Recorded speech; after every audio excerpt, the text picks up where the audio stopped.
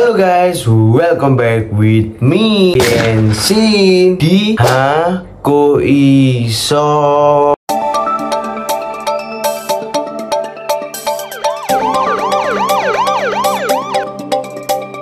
Jadi hari ini aku mau membahas mengenai kasus korupsi Pertamina, tapi tanggapan dari Pak Ahok sebagai pernah yang bekerja sebagai komisaris yang ada di PT Pertamina. Dan Pak Ahok pun juga mendapatkan kritik pedas dari Pak Hotman Paris. Yuk langsung aja kita saksikan biar kalian juga ngerti apa sih sampai Bang Hotman Paris ini turun tangan mengkritik Pak Ahok. Yuk kita saksikan. Anda seemosional ini? Karena saya nggak bisa apa-apa, saya di luar kekuasaan. Anda tidak bisa apa-apa atau Anda kewalahan juga ngurus yang di dalam pada saat Anda menjabat? Oh enggak, saya nggak pernah kewalahan, saya tekan. Cuma masalahnya, saya nggak pernah dikasih dirut. Saya bilang berkali-kali kok, kalau betul mau bersihkan Pertamina, saya itu dirut, bukan komut. Lalu ada oknum DPR, akan panggil komut, datang. Kan berita toh, saya tantang balik, DPR panggil saya datang, saya masih datang. Asal sidang terbuka. Sampai hari ini gak ada yang berani panggil gua DPR. Kenapa? Takut ya lu orang, gua bilang ya. Takut lu orang semua. Takut gua ngomong toh. Nggak ada berani panggil gua. Oke. Doang kan. Semua cerita Pak Ahok ini menunjukkan betapa basahnya Pertamina. Pemainnya pertanyaan saya gini. Anda hitung aja gini lah.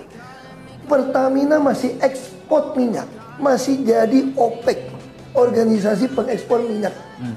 Dan pernah jadi ketua sama Pak Subroto.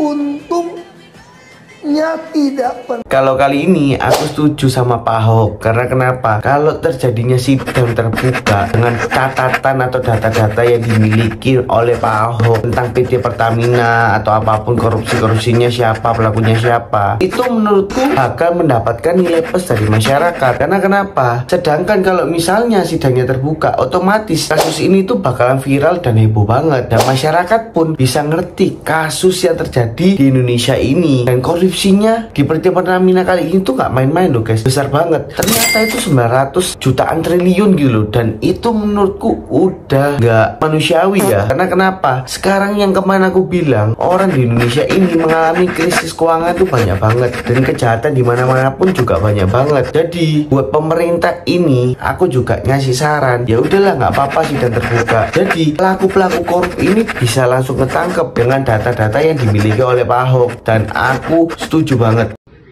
Hai Ahok, saya lagi di Singapura, panas lihat gaya lu ngotot di semua medsos.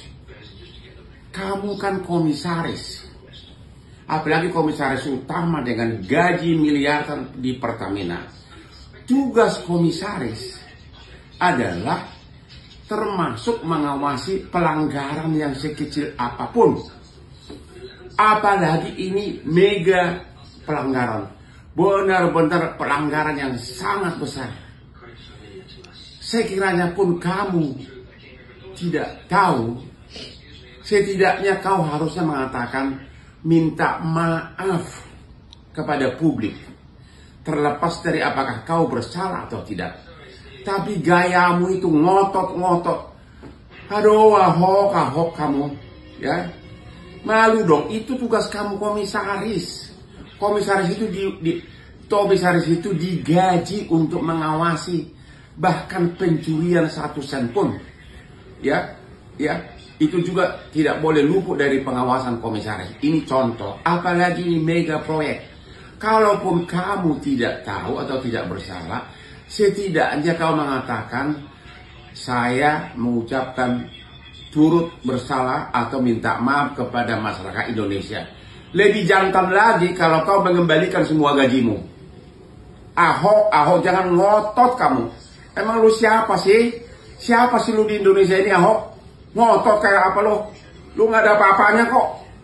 Gimana ya? Karena aku sudah ngikutin Pak Ahok itu udah lama banget. Karena yang aku lihat juga ya, dari awal beliau mencalon atau mungkin menjadi gubernur di Jakarta, dia tuh emang orangnya tegas, lugas, agak keras. Karena dia tuh orang paling nggak suka orang yang korupsi, orang orang yang mungkin kaya egois, orang kaya yang semena-mena. Dari dulu dia sudah pernah bilang kalau memang cara ngomongnya dia seperti itu. Dan aku nggak bisa nyalain orang cara ngomongnya gimana, reaksinya seperti apa. Karena di Indonesia ini kan juga bebas berpendapat dan lain-lain. Dan kalau saran Bang Hotman Paris suruh minta maaf, ya itu juga ada baiknya. Karena kenapa? Di tahun 2018 sampai 2023 Pak Ahok ini kan menjabat sebagai komisaris. Dan mungkin dengan pikirannya Bang Hotman Paris kayak, lah masa sih lu sebagai komisaris Pertamina lu lepas kendali, kayak lu nggak tahu bahwa lu itu ngelakuin korupsi, sedangkan lu sebagai atasan atau mungkin sebagai komisaris lu tuh harus tahu kalau pegawai korupsi gitu loh. Jadi kalau yang aku tangkep, Bang Hotman Paris ini mungkin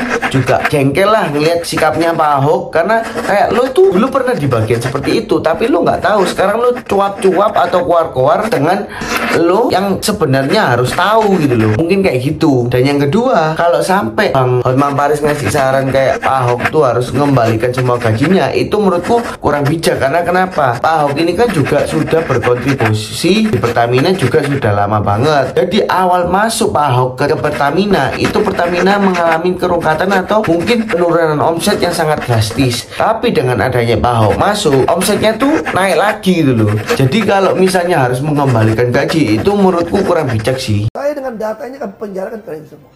Nah, kalian yang nganggap saya nggak berdaya hari ini, mungkin ada yang nganggap saya itu macan ompong di Pertamina karena nggak jadi dirut. Tapi kalian tunggu, waktu akan berputar. Semua catatannya akan saya pegang. Satu hari ganti rezim, mau penjarain kalian semua. Kalian ingat baik-baik kalimat saya direksi. Saya boleh keluar dari sini, tapi catatan yang saya punya, kalau rezim betul-betul mau membereskan negeri ini dari korupsi di migas dan Pertamina, saya berani jamin saya dengan datanya akan penjarakan kalian semua. Makanya saya harap ini kasus bukan cuma si Rifa Siahaan Patra Niaga kok. Mana mungkin? Saya kira oknum BPK bisa terlibat. Anda yang ngaudit kok.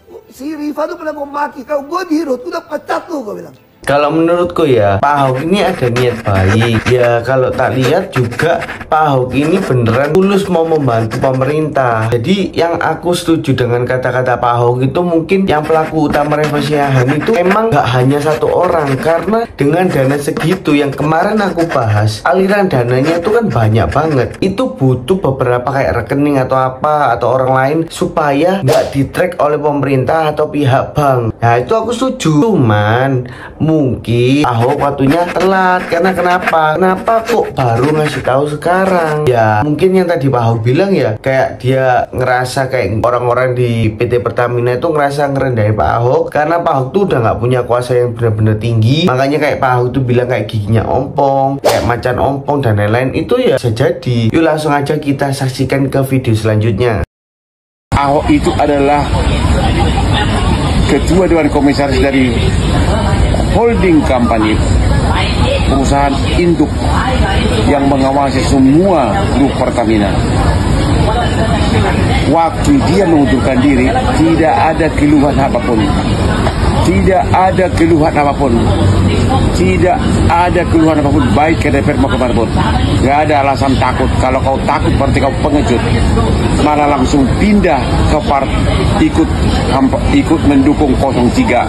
Cuma nasib sial. Di Jepang, kalau seorang pimpinan gagal, dia langsung mundur dan mengaku salah. Ini dia komisaris loh. Komisaris berhak mendiskors direktur utama kalau melihat ada pelanggaran.